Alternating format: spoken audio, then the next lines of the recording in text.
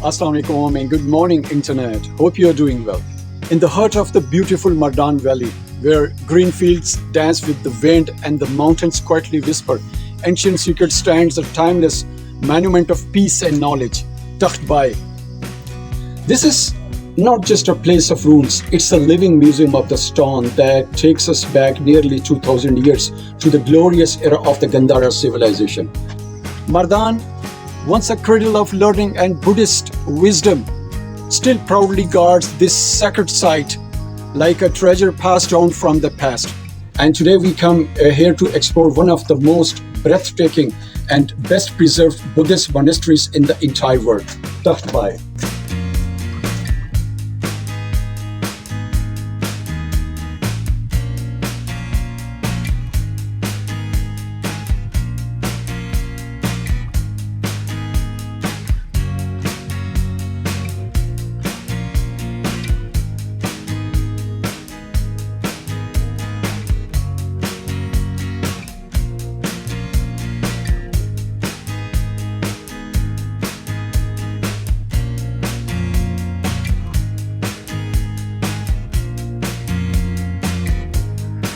The name Takht-i-Bahi is full of meaning.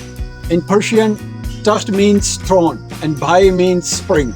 Some historians believe a natural spring once flowed nearby and ancient water tanks have also been discovered on the site, proof that water was not only present but carefully preserved. These tanks carved into stone measures up to 14 feet wide and 20 feet deep. That's why people call it the throne of the spring. But this throne is not made for kings. It was built for spiritual seekers, for monks who came here to find peace, to learn, and to connect with the universe through meditation.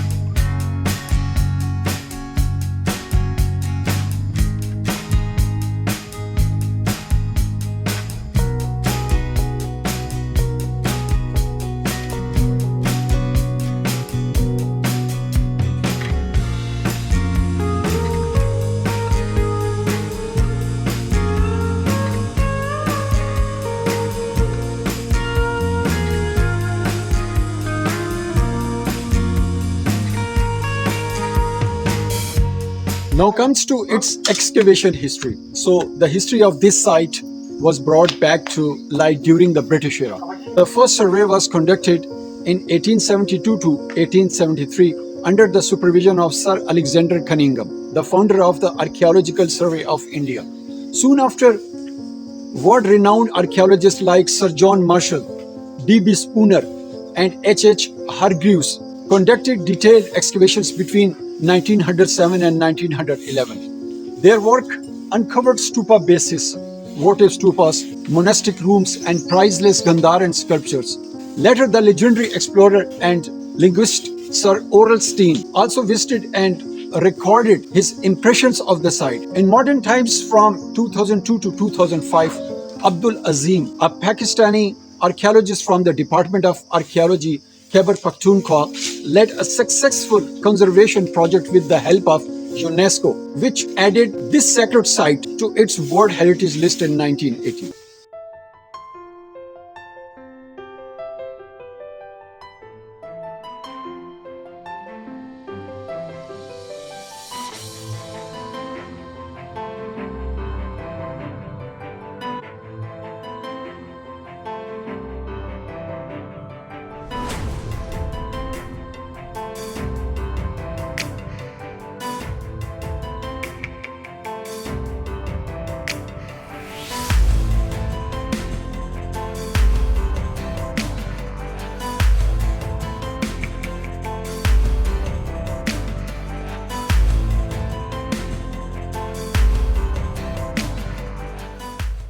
Now the question is where this site artifacts are located after excavations. So friend, many of the remarkable sculptures, inscriptions and artifacts unearthed during excavations at Takht-i-Bahi have been carefully preserved and are now proudly displayed in the Peshawar Museum, home to one of the world's finest collections of Gandhara art.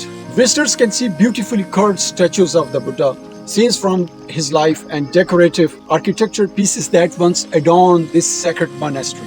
Some items are also held in Textile Museum and in select international collections, but the heart of the treasure remains in Peshawar, just a short journey from the site itself.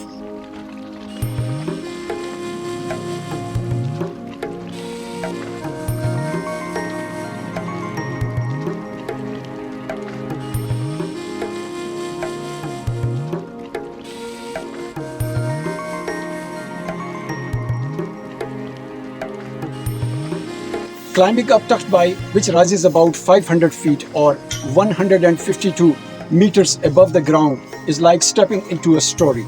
Spread across 33 hectares, the complex includes the main stupa, which stands 13 feet high and 27 feet wide, surrounded by 35 smaller votive stupas, each up to 9 feet tall. All around it are more than 120 rooms, included meditation cells, lecture halls, prayer chambers, underground storage rooms, and even a 3-story monastery hostel.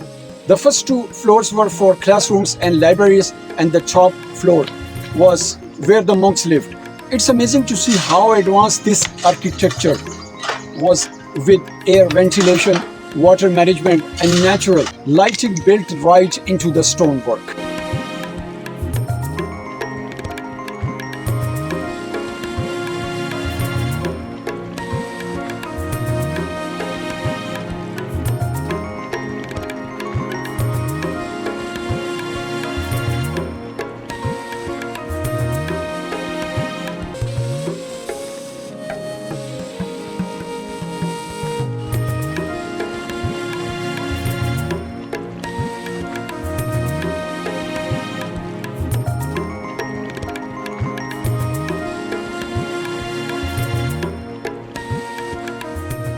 Now, how was the monastic life and education here? Is still an interesting question. So, dear friends, this monastery was not just a place of worship, it was a university of the ancient world. More than 300 students and monks once lived and studied here, coming from far away lands like China, Tibet, Afghanistan, Sri Lanka, and Central Asia. They spent years learning Buddhist philosophy, medicine, art, and languages. They survived on donations, meditated in silence, and lived with discipline and respect. Everything here, from the stone floors to the curved stupas, speaks of their commitment to learning and spiritual growth.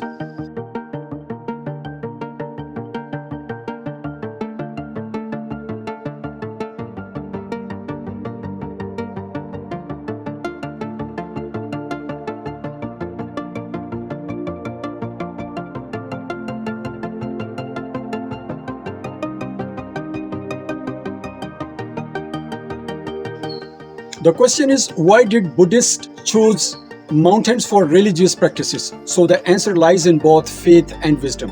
Spiritually, monks wanted to be closer to the sky, in silence away from distractions. Practically, the mountain part of the Gandhara hill range protected them from invaders, floods, and natural disasters. Today, visitors climb around 250 to 300 stone steps to reach the site. But with every step, they leave behind the noise of the modern world and step into an age of peace and wisdom.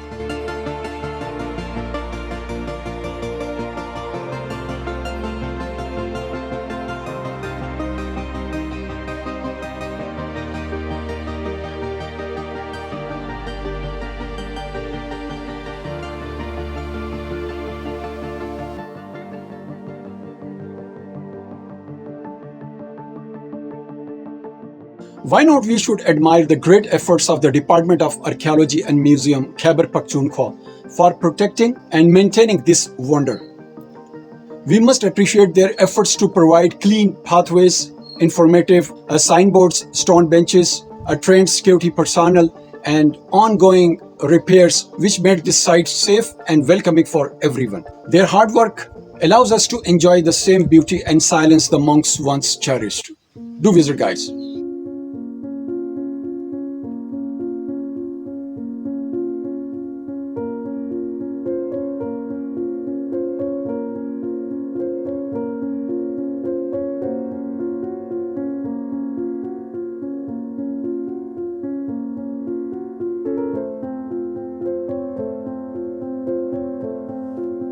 Now let's share some nice information to the surrounding sites and global attention of Takht-i-Bahi. No doubt, Takht-i-Bahi is surrounded by some incredible heritage sites.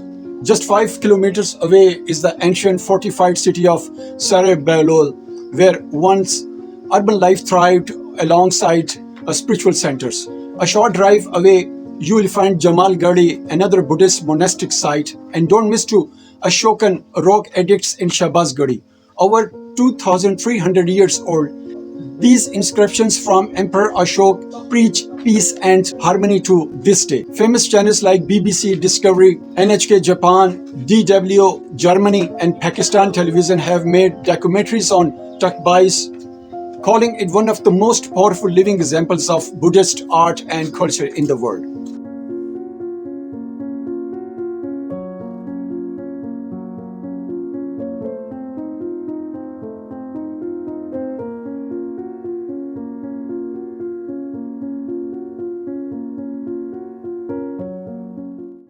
Friends, while many Gandhara sites were destroyed by White Huns in the 5th century and looted during Sikh rule, Takht-i-Bahi was saved. Its mountain location and hidden presence beneath layers of mud helped it survive through centuries of war and change. When British archaeologists uncovered it, they were amazed to find the original structures almost untouched. It's one of the only Buddhist sites in the world where the full layout of the monastery is still visible like a blueprint from the past.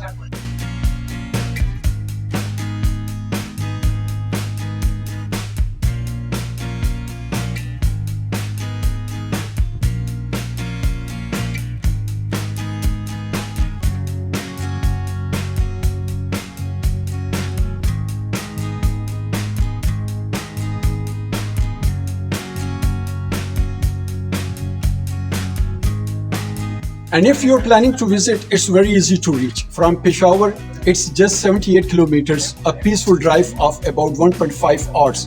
From Islamabad, it's about 160 kilometers, which takes around 3 hours on the M1 motorway. Whether you come for the history, the views, or the peace of the mind, Takht-i-Bahi will welcome you with open arms and 1,000-year-old story waiting to be heard. So, if you love this journey through time, don't forget to like, share, and subscribe to my channel for more historical exploration across Pakistan.